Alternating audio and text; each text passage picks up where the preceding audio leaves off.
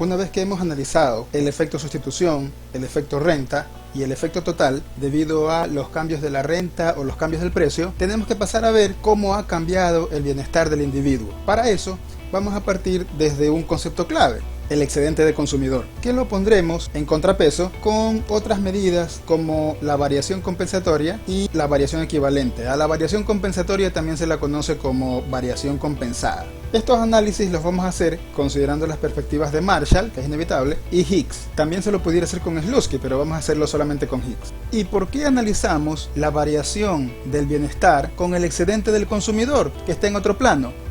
Porque la función de utilidad no es visible. Sin embargo, al trasladar el efecto del movimiento de las curvas de indiferencia desde el plano de la decisión del individuo hasta el plano de la demanda de X, en donde tengo los precios y las cantidades que sí son visibles en el mercado, todo lo que ocurra en el plano de la decisión está reflejado en el plano de las demandas. Por lo tanto, si en el plano de las demandas se verifica una reducción, es porque en el plano de la utilidad también se está dando esa reducción. O sea que el individuo ahora tiene menos utilidad que antes, es menos feliz que antes.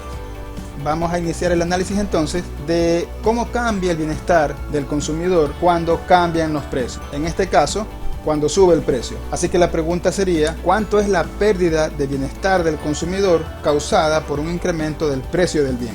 Empecemos recordando el concepto del excedente del consumidor, la diferencia entre el precio que el consumidor está dispuesto a pagar y el precio que realmente paga, o sea, el precio de mercado, el precio del equilibrio. Entonces, ya que estamos hablando de precios, necesitamos una función de demanda. Esta función de demanda la vamos a obtener con la perspectiva de Marshall. Es decir, que una vez que sube el precio, la recta presupuestaria se desplaza hacia la izquierda. ¿Qué va a ocurrir con la curva de indiferencia? Se va a desplazar también hacia la izquierda. Entonces, como la curva de indiferencia es la representación en el plano de X y Y de la función de utilidad, si se desplaza hacia la izquierda, se está aproximando al cero. Eso implica que la utilidad está reduciéndose.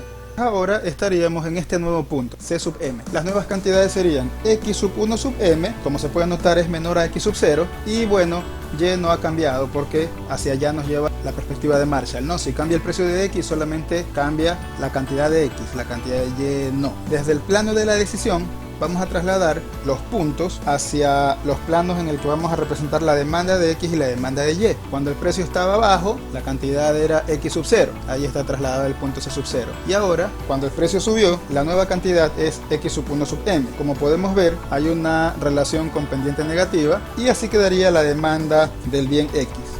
Aquí ya podemos ver el excedente del consumidor. Corresponde a toda el área que está debajo de la curva azul, debajo de la curva de demanda de X. Vamos a suponer que el precio del mercado está en el nivel de precio sub 0 sub X, porque esa es la situación inicial. Es de suponer que ahí empieza el análisis porque ahí era el equilibrio de partida. Pero como sube el precio a P sub 1 sub X, y la cantidad se reduce a X sub 1 sub m, entonces el nuevo excedente de consumidor va a ser el área que está debajo de la curva azul, debajo de la demanda, pero por encima de P sub 1 sub X. Por lo tanto, esa área que está ahí a cuadros entre azul y amarillo es la variación del excedente de consumidor, es la reducción del excedente de consumidor, es la pérdida de bienestar del consumidor causada por un incremento del precio del bien X.